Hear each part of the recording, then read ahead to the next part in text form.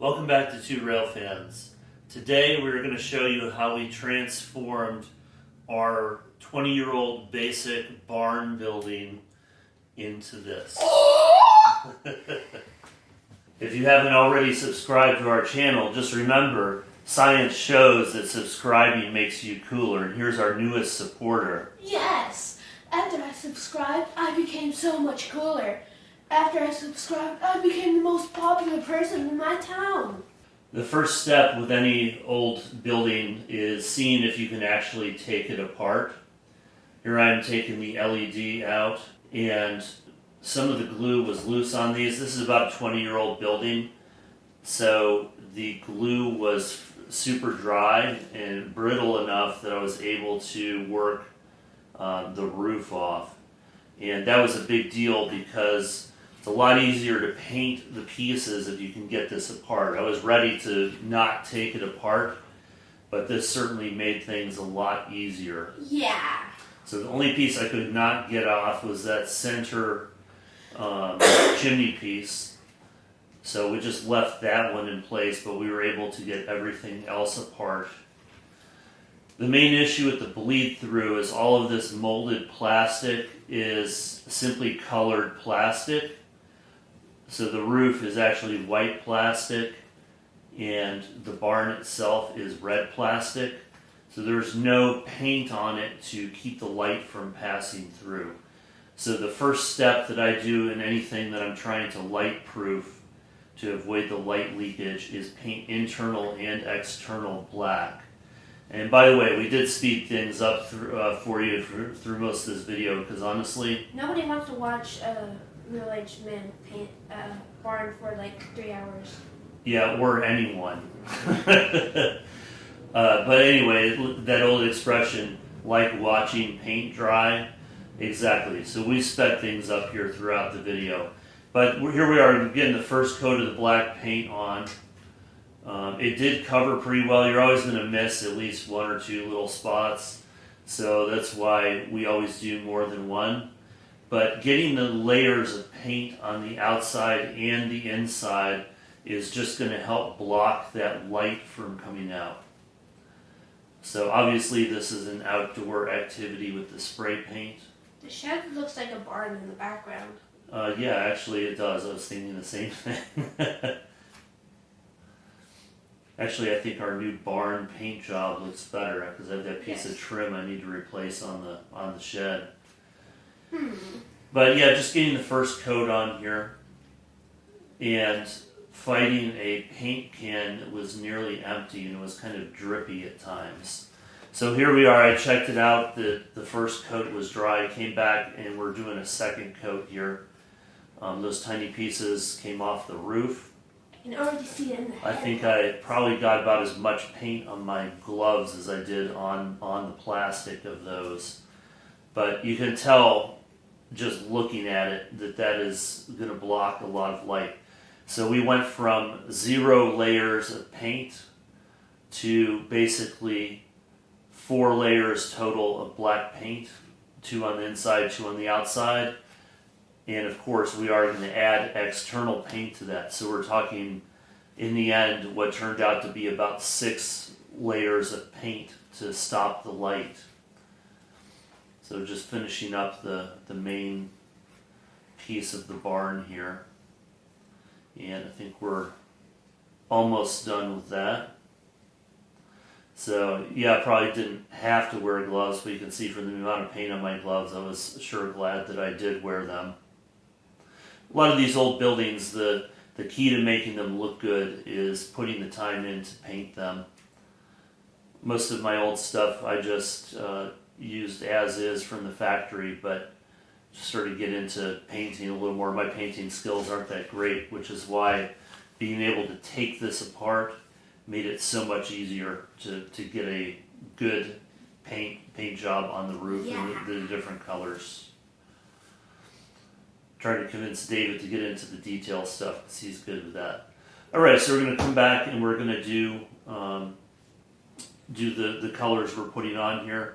What I decided to do, I didn't want the roof to be black, but we wanted it to be the color of a shingle. So what we ended up doing is doing a light coat of gray over the black. So not trying to completely drown out the black color. So there is a little bit of color texture there. I mean, it still looks gray, but there is a little bit of that black undertone there. And then for the rest of the building, we're doing a mix of red and brown. I know David said he wanted it more red, but I had already done all the painting when he saw it and was putting the building back together. So can you live with it? Yeah. For now, unless you repaint it. So when I came back to do the second coat of paint, I was already happy with the color on the roof, and I didn't want to mess with that gray-black mix. So we just went ahead and did a second pass with the red and the brown.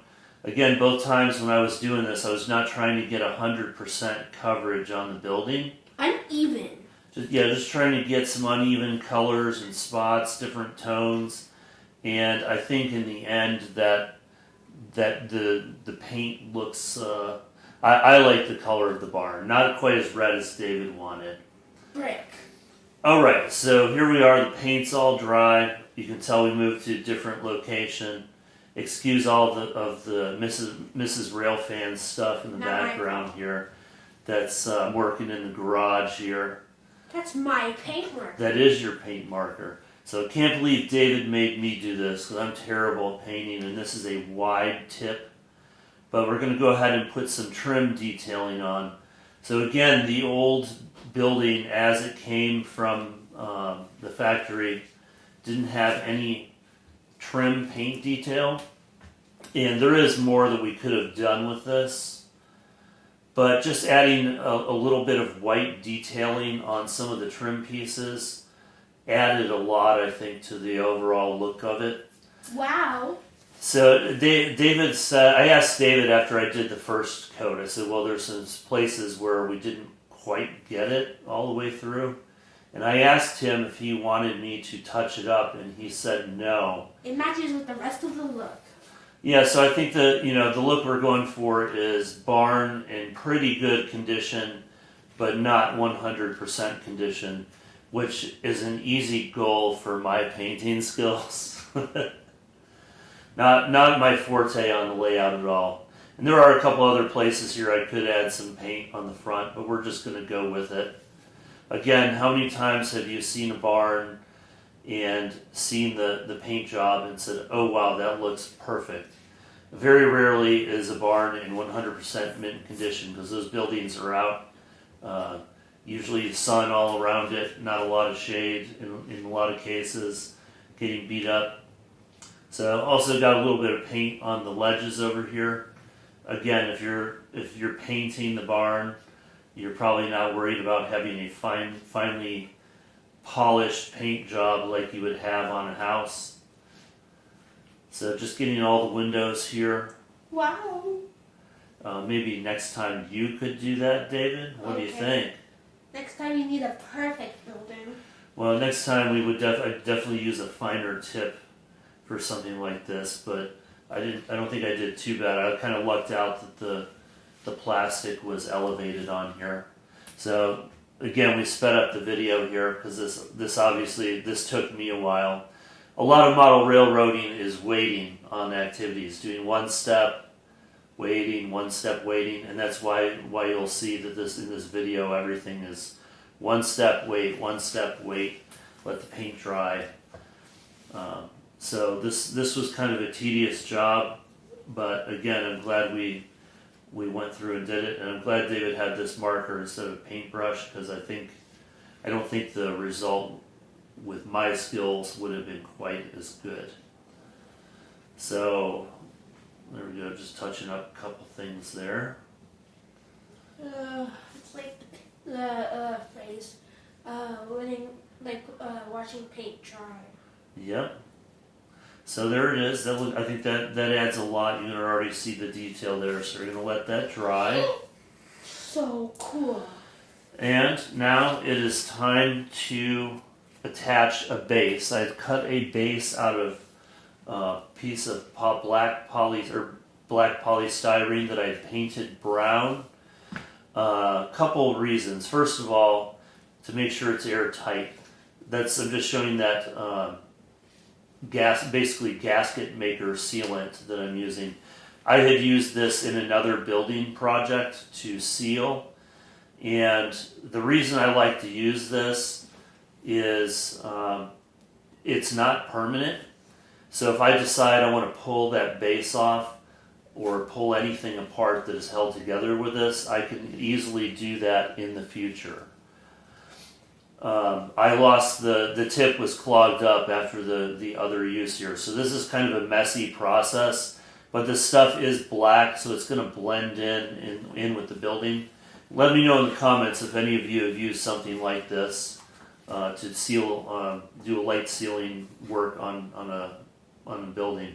So just trying to get all the joints anywhere where light can get through. And then once I get the barn done, I'm going to use that same material to adhere the building to the base. Pretty sure the tip on my black paint marker broke. What's that? Pretty sure the tip on my black paint marker broke. I believe it probably did, but we weren't using it in this.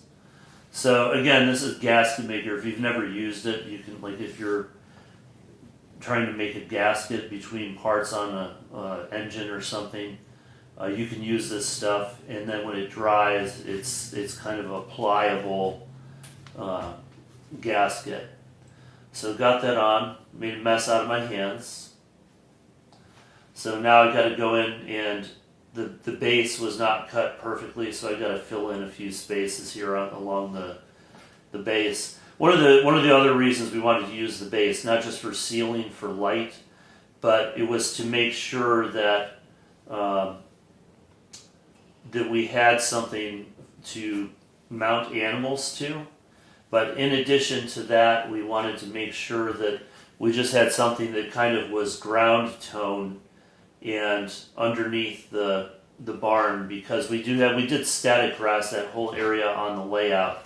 Yeah. But what that means is we can unplug the barn and put something else up there, and we'll still have that static grass under there. So right now I'm just trying to hold the barn down to that. So it's interchangeable. Again, yep, making sure that spot on the layout is interchangeable. So getting the sealant now in the gap of the roof, which was one of the main culprits for the light leak.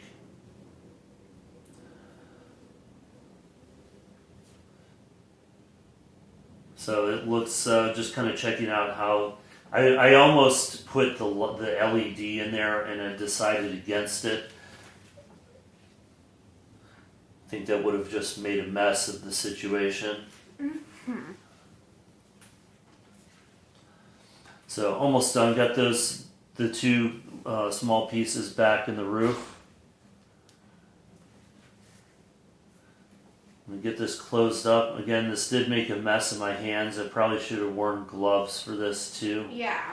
But it was too late at this point. Alright, so everything's dry on here. So we're almost done with this project at this point. Yay! So what we did, we bought a couple packages of horses and cows.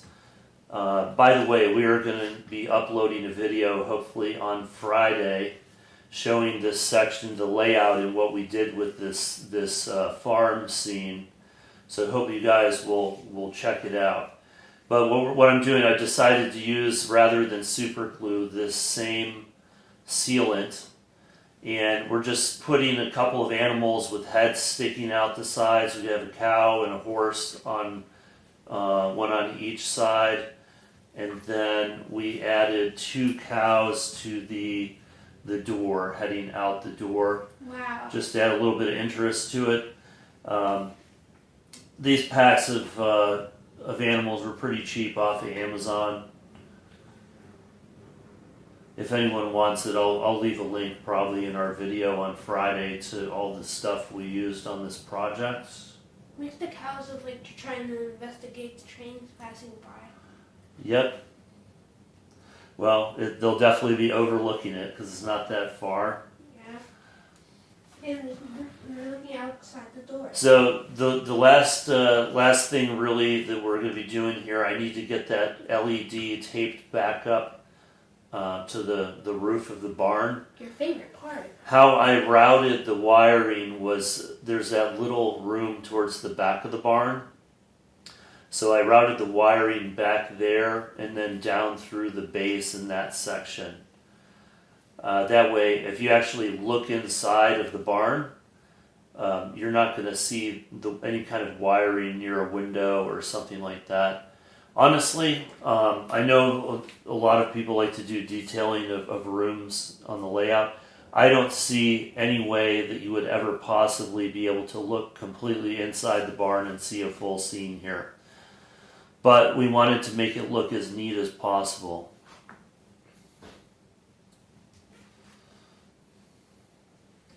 Alright, just getting the roof on. I was debating at that point whether I wanted to put any sealant on it.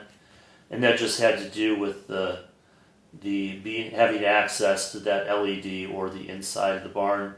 Again, if I do put that sealant on, it won't be a big deal to take it off. So putting this small roof on at the rear, and I also did not put any kind of sealant or glue on that.